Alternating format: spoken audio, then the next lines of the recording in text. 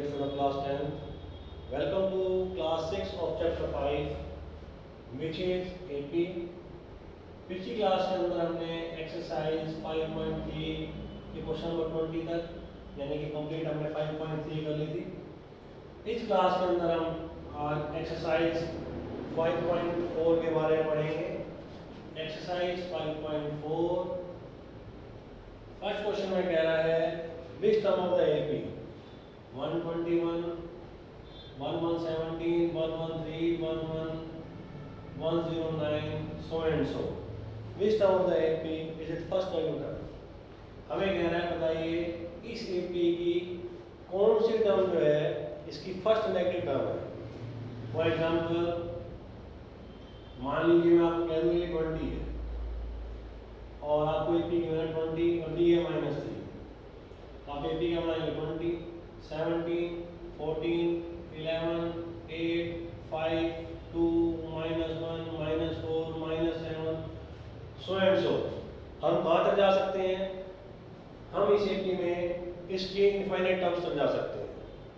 मैंने आपको बताया था कि अगर हमारी फर्स्ट टर्म पॉजिटिव है और डिफरेंस अगर हमें माइनस की फॉर्म में दिया गया है तो क्या होगा, एक टाइम पर क्या होगा, ये AP धीरे धीरे रिड्यूस होगी। रिड्यूस होने पर क्या होगा, जो उसकी पॉजिटिव टर्म्स हैं वो खत्म हो जाएंगी। फिर यहाँ पर AP क्या स्टार्ट हो जाएंगी, नेगेटिव टर्म। तो नेगेटिव टर्म स्टार्ट हो जाएंगी। जैसे यहाँ पर हमें कह रहा है which term of the AP is it first negative term. तो जैसे first, second, third, fourth, fifth, sixth, seventh और एट। तो eight term of this AP is first negative term. तो आपने क्या किया, AP लिखा। जब AP पॉजिटिव खत्म हो गई तो नेगेटिव शुरू हो गई। जैसे नेगेटिव में शुरू हुई तो जो पहले इसकी नेगेटिव टर्म थी हमने उसका n फाइंड कर लिया 1 2 3 4 5 6 7 8। तो n पे आ गया हमारा 8। तो इसी तरह से क्वेश्चन में कह रहा है बताइए इस AP की कौन सी टर्म जो है इसकी फर्स्ट नेगेटिव टर्म है। अब इसकी फर्स्ट नेगेटिव टर्म फाइंड करने के लिए अब एक तरीका तो मैं आपको बताया हम ऐसे AP लिख देंगे, लेकिन अगर इसको हम ऐसे एक्सप्लेन करेंगे तो मार्क्स में मिलेंगे 0। तो यहाँ पर इसको करना कैसे है, यहाँ पर A की वैल्यू क्या है 121, कॉमन डिफरेंस क्या लेगा -4।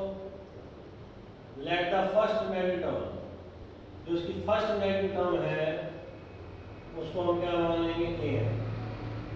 अब A की वैल्यू चाहे कुछ भी होगी वो क्या होगी, लेस देन 0।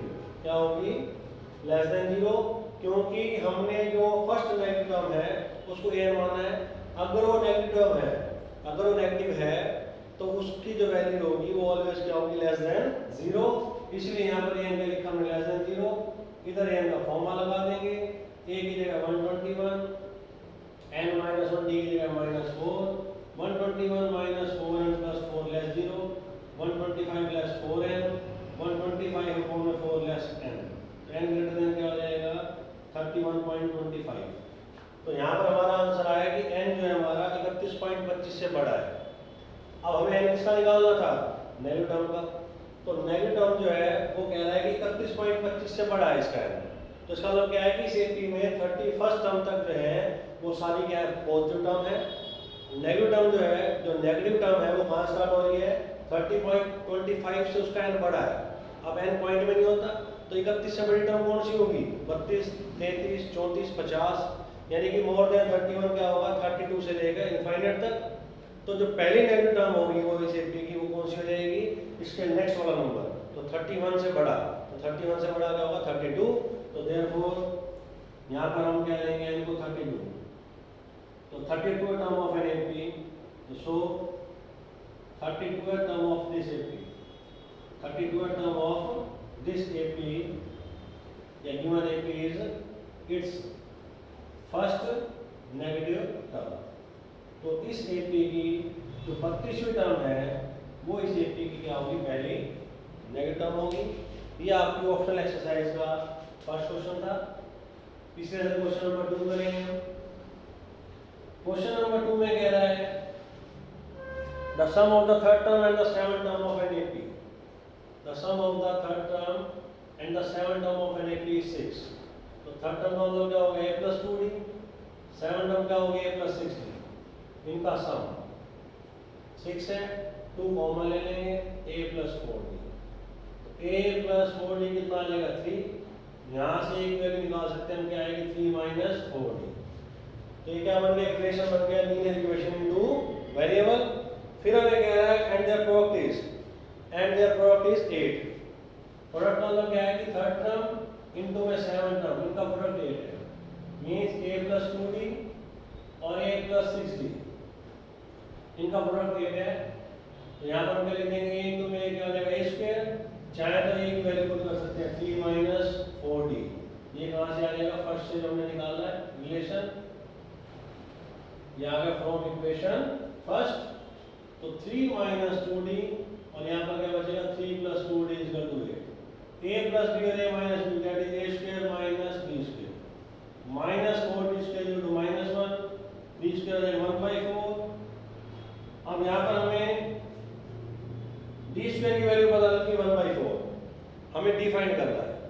तो d फाइंड करने के लिए हम क्या करेंगे, 1/4 का स्क्वायर रूट करेंगे। तो 1/4 का स्क्वायर रूट जो है वो क्या आएगा 1/2, लेकिन यहाँ पर हम क्या लेंगे, प्लस भी लेंगे और माइनस भी, क्योंकि AP के अंदर मैंने आपको बताया कि फर्स्ट टर्म a और डिफरेंस ये नेगेटिव फॉर्म में भी हो सकते हैं। तो यहाँ पर क्योंकि 1/2 का स्क्वायर करेंगे तो भी क्या आएगा 1/4, और -1/2 का स्क्वायर करेंगे तो भी हमारा आंसर क्या आएगा 1/4। तो इसलिए यहाँ पर d की दो वैल्यू ले जाएंगी +-1/2। अब यहाँ पर व्हेन हम d को लेंगे प्लस का 1/2, a आएगा 3 - 4 × 1/2, दैट इज 3 - 2, a की वैल्यू बना जाएगी। अगर हम d को लेते हैं -1/2, a की वैल्यू आ जाएगी 3 - 4 × -1/2, 3 + 2 5। अब कह रहा है also find the sum of first 16 term of given AP। अब हमें AP की पहली 16 टर्मों का सम फाइंड करना है। A1 है, D 1/2 है, n क्या लेंगे 16, यहाँ पर क्या लगाएंगे Sn का फॉर्मूला। इस Sn के फॉर्मूले में आप क्या पुट करेंगे, n की जगह 16, A को 1 पुट करेंगे और D को क्या पुट करेंगे +1/2। सेम ऐसे यहाँ पर करेंगे, Sn का फॉर्मूला लगाएंगे, n सेम रहेगा दोनों में 16, फर्क इसका a और d का है। यहाँ पर a की वैल्यू क्या लेंगे 5 और d क्या लेंगे -1/2, दोनों के इसमें हम सम निकाल देंगे और बोथ द आंसर, और दोनों के दोनों हमारे आंसर होंगे। अगर यहाँ पर आप d को +1/2 लेके करते हैं तो पूरे क्वेश्चन में आपका 1 मार्क कटेगा, क्योंकि आपको d जो है वो -1/2 की फॉर्म में भी लेना है। तो ये आपके NCERT के अंदर क्वेश्चन नंबर 2 था। इसी तरह से 5.4 एक्सरसाइज के अंदर क्वेश्चन नंबर 3। क्वेश्चन नंबर 3 में कह रहा है ए लैडर है रन 25 सेंटीमीटर अपार्ट। एक सीढ़ी आपके पास, इस सीढ़ी के अंदर जो रंग्स लगाए गए हैं, इन स्टेप्स लगाए गए हैं, इनके बीच में 25 सेंटीमीटर का क्या है डिस्टेंस है। और ये जो रंग्स हैं, जो इसकी लेंथ है, जो रंग्स है, the rungs decrease uniformly its length from 45 degree to 25 degree. मतलब कि वो ये कह रहा है कि जो रंग्स हमें दे रखे हैं इनकी लेंथ एक यूनिफॉर्म नंबर से डिक्रीज हो रही है। इस तरह डिक्रीज हो रही है कि जो बॉटम वाला रंग है इसकी लेंथ क्या 45 है और ये यूनिफॉर्म नंबर से डिक्रीज हो रही है। यूनिफॉर्म का मतलब क्या है कि यहाँ पर जो लेंथ है वो सेम नंबर से डिक्रीज हो रही है। मीन्स अगर 5 कम हो रहा है तो हर स्टेप 5 सेंटीमीटर कम होगा। और कह रहा करते करते जो टॉप वाला रंग है उसकी लेंथ क्या हो जाती है 25। तो इस तरह से जो सीढ़ी है उसकी शेप ये है, इसमें बॉटम वाले की लेंथ 45 है और ये यूनिफॉर्म नंबर से डिक्रीज होते होते जो टॉप वाला है इसकी लेंथ कहाँ तक हो जाती है 25 तक। अब कह रहा है हर रंग के बीच में 25 सेंटीमीटर डिस्टेंस है। तो वो कह रहा है कि the distance between top and bottom रंग, ये जो आपका टॉप का रंग है और ये जो बॉटम का रंग है इनके बीच में 2.5 मीटर का डिस्टेंस है। Distance between top and bottom रंग कितना है 2.5 मीटर है। तो कह रहा है what is the total length of wood required for all this rungs. तो कह रहा है बताइए ये जो आपके सीढ़ी के स्टेप्स हैं, जो रंग्स हैं, इनके लिए हमें कितनी टोटल लेंथ चाहिए लकड़ी की, ये हमें फाइंड करनी है।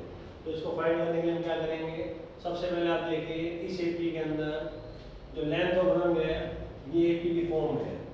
क्यों है, क्योंकि इसमें फर्स्ट टर्म में देखिए 45 और ये सेम नंबर से डिक्रीज हो रही है। तो लेंथ ऑफ ईच रंग जो है is in the form of an AP, ये एपी की फॉर्म में है। यहाँ पर लास्ट टर्म क्या है 25 है, हमें डी नहीं पता। अब यहाँ पर हम क्या लिखेंगे, distance between each consecutive run, और प्रत्येक कंसेक्यूटिव रन के बीच में कितना डिस्टेंस है, 25 सेंटीमीटर का है। और distance between top and bottom run, top और बॉटम रन के बीच में कितना डिस्टेंस है, ये है 250 सेंटीमीटर। अब हमें क्या चाहिए, हमें सम निकालना है। सम निकालने के लिए डियर स्टूडेंट्स मैंने आपको बताया था, एपी के अंदर हमें किसी भी क्वेश्चन के अंदर अगर हमें सम फाइंड करना है तो हमें ए, एन और डी पता होना चाहिए। किसी केस में अगर हमें ए पता है और डी की जगह लास्ट टर्म पता है तब भी हम सम निकाल सकते हैं। उसके लिए हमें क्या चाहिए, ए एन यानी कि लास्ट टर्म और डी। तो इस क्वेश्चन के अंदर ए हमें गिवन है, लास्ट टर्म जो कि ए एन या एल कह सकते हैं ये भी हमें गिवन है, क्या नहीं गिवन, एन। इस क्वेश्चन के अंदर हमें एन फाइंड करना है। एन का नंबर ऑफ रंस, इस पूरी सीढ़ी के अंदर कितने स्टेप्स हैं। तो उसके लिए हम क्या करेंगे, अगर हम कॉमन देखें, बात जनरल बात देखें कि हर रन के बीच में 250 सेंटीमीटर का डिस्टेंस है और टॉप और बॉटम रन के बीच में 250 सेंटीमीटर डिस्टेंस है, तो कितने रन रखेंगे। अब बच्चे कहेंगे 250/25 कर देंगे 10, तो 10 नहीं होंगे, 10 तो इनके बीच में आएंगे। लेकिन स्टार्टिंग पॉइंट पे क्या होगा, मान लीजिए आप यहाँ पर खड़े हैं, मैंने कहा कि आपको 250 सेंटीमीटर का डिस्टेंस कवर करना है। कितने सेंटीमीटर का, 250 सेंटीमीटर का डिस्टेंस कवर करना है। और आप एक बार जमीन पर जब पैर रखते हैं तो उससे आपका 25 सेंटीमीटर डिस्टेंस क्या हो जाता है, कवर। तो ये स्टार्टिंग पॉइंट है, यहाँ खड़े हो गए, तो यहाँ पर आप खड़े किस पे खड़े हैं, पैरों पे। इसके बाद आपने पहला स्टेप रखा, कितना डिस्टेंस कवर होगा, 25, फिर एक और 25 यानी 50, फिर कितना 75, फिर कितना हो गया 100, फिर कितना कवर हो गया 125, 150, 175, 200, 225 और ये 250। तो यहाँ से यहाँ तक का डिस्टेंस 250 आपने कवर कर दिया। तो टोटल कितने जमीन पे स्टेप पड़े, 1 2 3 4 5 6 7 8 9 10 11। तो ज़्यादा नहीं हुआ, क्योंकि जो आपका डिस्टेंस है 250, टोटल दोनों बॉटम और टॉप रन के बीच में डिस्टेंस है 250, ईच कंसेक्यूटिव बीच में डिस्टेंस क्या 25 है। तो इनके बीच का जो डिस्टेंस है, मान लीजिए यहाँ पर आपने बॉटम वाला रन लगा दिया, इसके बाद टॉप तक पहुंचने के लिए टोटल डिस्टेंस है 250, उसको खत्म करने के लिए आप 10 स्टेप और लगाए, तो टोटल कितने स्टेप लगेंगे, 10 तो वो जो डिफरेंस खत्म कर रहे हैं, प्लस एक वो जो बॉटम वाला आपने स्टार्टिंग पॉइंट पे लगाया है। जहां से हमें मेजर करके 25 सेंटीमीटर के बाद क्या लगाने थे, रन्स लगाने थे। तो इट मींस जो टोटल नंबर ऑफ रन्स हैं वो क्या लगेंगे, 11। तो यहाँ पर नंबर ऑफ रन्स निकालेंगे, तो टोटल नंबर ऑफ रन्स के लिए हम क्या करेंगे, जो डिस्टेंस है टोटल, जो टोटल डिस्टेंस है वो हमारा क्या है 250 है, उसको 25 से डिवाइड करेंगे। तो ये जो नंबर ऑफ रन्स आएंगे, ये जो डिस्टेंस खत्म कर रहे हैं प्लस एक स्टार्टिंग पॉइंट पे, तो टोटल रन्स कितने लगेंगे 11। तो इस क्वेश्चन के अंदर n 11 हो जाएगा। a प्लस l का क्या लगा देंगे फॉर्मूला, n/2 यानी 11/2, a की जगह 45 लास्ट में 25, ये कैंसिल हो गया 35 हो जाएगा।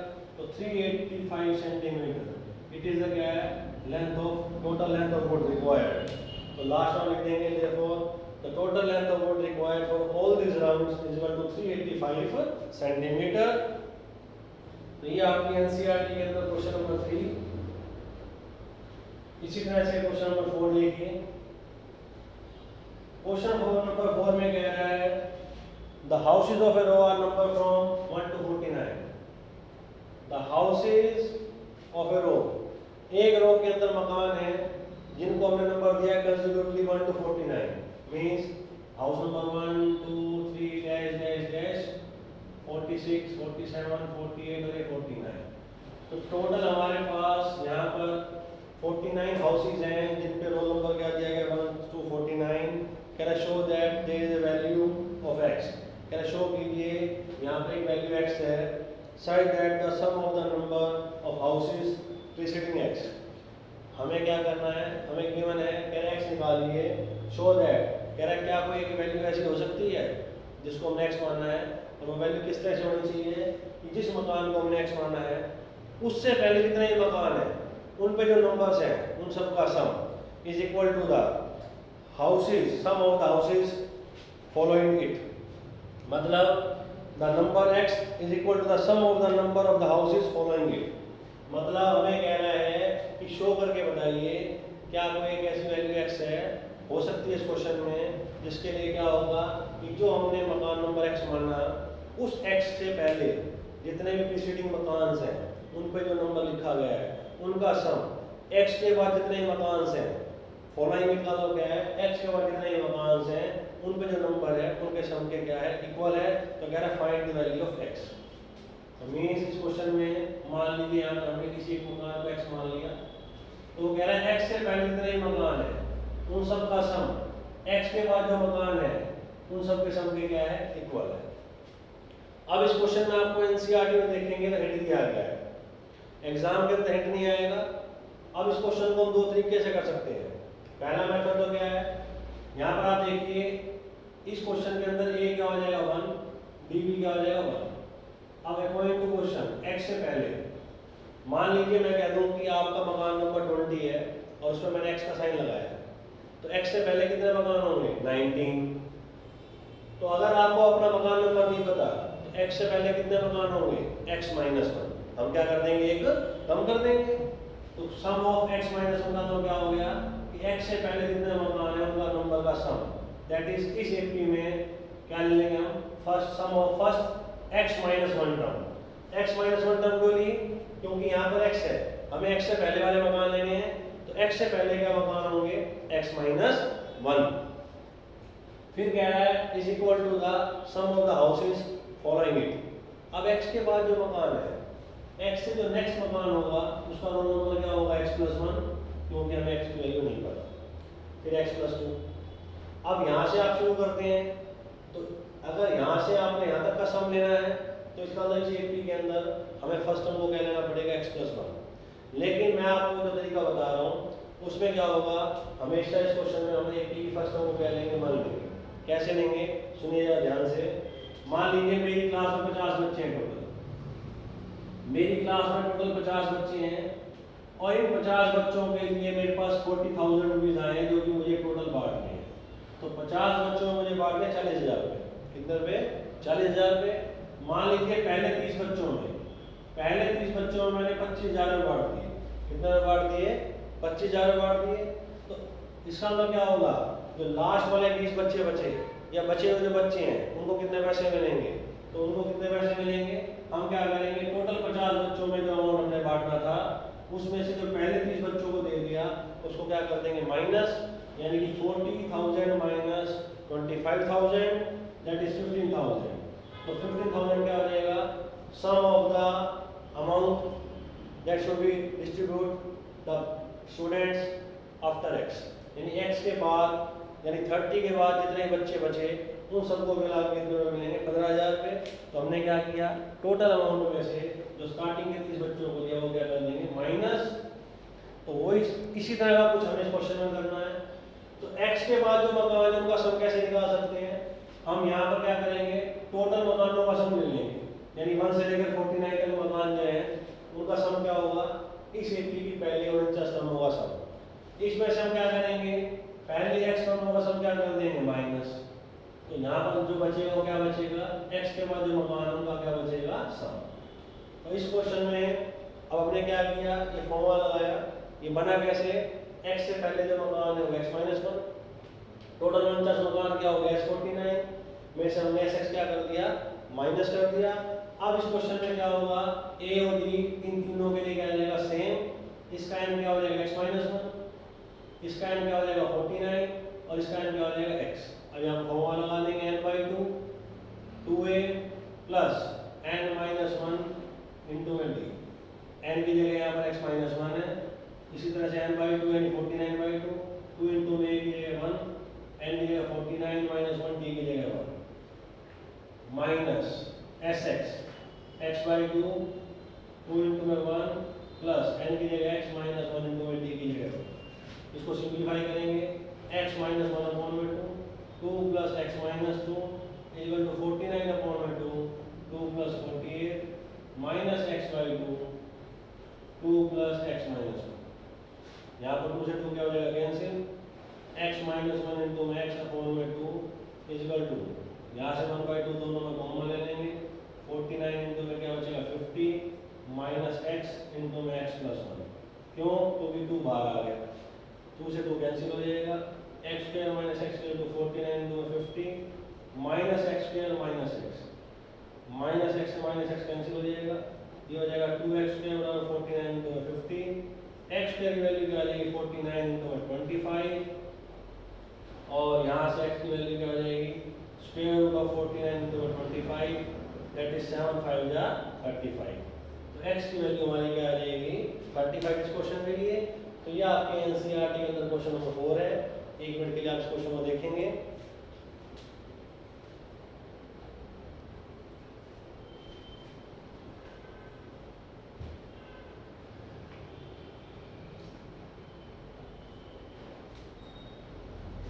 इसी तरह से आपके एनसीईआरटी के अंदर क्वेश्चन नंबर 5 की अगर बात करें तो ये आपके ऑप्शनल एक्सरसाइज का लास्ट क्वेश्चन है। इस क्वेश्चन के अंदर कह रहा है कि आपके पास एक स्मॉल टेरेस एट ए फुटबॉल ग्राउंड, आपके पास एक फुटबॉल ग्राउंड के अंदर स्मॉल टेरेस है कंप्राइज ऑफ 15 स्टेप्स। इस तरह से जो है 15 स्टेप्स इसके अंदर बने हुए हैं। अब देखो स्टेप्स क्या है, सीढ़ियाँ, ये हमारे घरों में भी होती हैं। घरों में जो हमारे सीढ़ियाँ हैं वो बेसिकली 2 तरह की होती हैं, या तो हम नीचे ऐसे स्मार्ट वेंडर डालते हैं, उस वेंडर के ऊपर स्टेप बनाए जाते हैं, या फिर इस तरह से कटिंग वाले स्टेप बनते हैं। तो उसमें क्या है, नीचे स्पेस होता है, नीचे खाली जगह बचती है।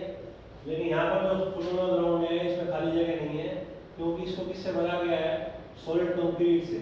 कंक्रीट मतलब mixture of Badarpur cement and रोडी। और ये जो सेकंड स्टेप है इसमें इतना मटेरियल लगेगा। इस तरह के स्टेप्स होते हैं जो मटेरियल ज़्यादा लगता है, क्योंकि मटेरियल इसमें ज़्यादा क्यों लगता है, क्योंकि जितना मटेरियल फर्स्ट स्टेप में लग रहा है उससे डबल किसमें लगेगा, सेकंड स्टेप में, उसका 3 टाइम किसमें लगेगा, थर्ड स्टेप में, उसका 4 टाइम किसमें लगेगा, फोर्थ स्टेप में, फिफ्थ स्टेप में क्या लगेगा, 5 टाइम। क्यों? स्टेप तो सेम साइज के हैं, लेकिन इसको क्या है, नीचे खाली भरने के लिए जितना मटेरियल आपने फर्स्ट स्टेप में लगाया था उतना यहाँ पर लगेगा।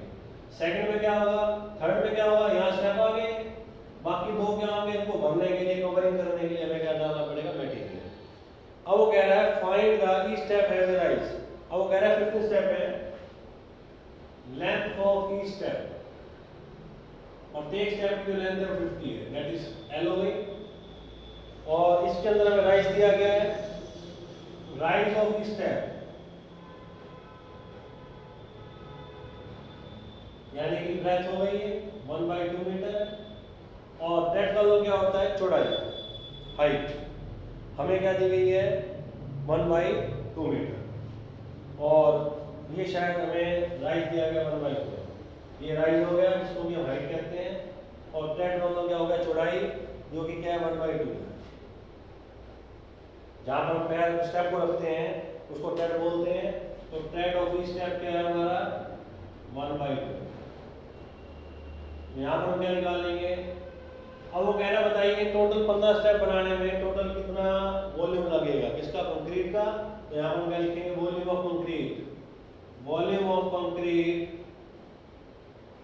Required for first step. तो पहले स्टेप के लिए कितनी कंक्रीट यूज होगी, दैट इज L इंटू में B इंटू में H, 50 इंटू में half into 1/4, that is 25 upon में 4 मीटर क्यूब। अब volume of concrete required for second step. Second step के लिए मैंने आपको बताया जितनी फर्स्ट में लगी उसका 2 टाइम लगेगी। थर्ड स्टेप के लिए क्या लगेगी, जो फर्स्ट स्टेप में यूज हुई है उसका 3 टाइम लगेगी। तो इस तरह से ये जो 20/4 है, 2 टाइम ऑफ 25/4 है, 3 टाइम ऑफ 25/4 है, ये हमारी क्या बन गई AP। अब इस AP के अंदर एक कितना हो गया 25/4, कॉमन डिफरेंस भी क्या ले लेंगे 25/4, n क्या ले लेंगे 15। क्या निकालना है, सम SN का फॉर्मूला लगा देंगे। इस SN के फॉर्मूले में जहाँ पर n है वहाँ क्या पुट कर दिया जाएगा 15, A की जगह 25/4, और D की जगह भी हम क्या पुट कर देंगे 25/4। वहाँ से जो हमारा आंसर आएगा वो क्या आ जाएगा, total volume of concrete required for 15 step. तो इस पूरे टेरेस को बनाने में जितना कंक्रीट यूज होगा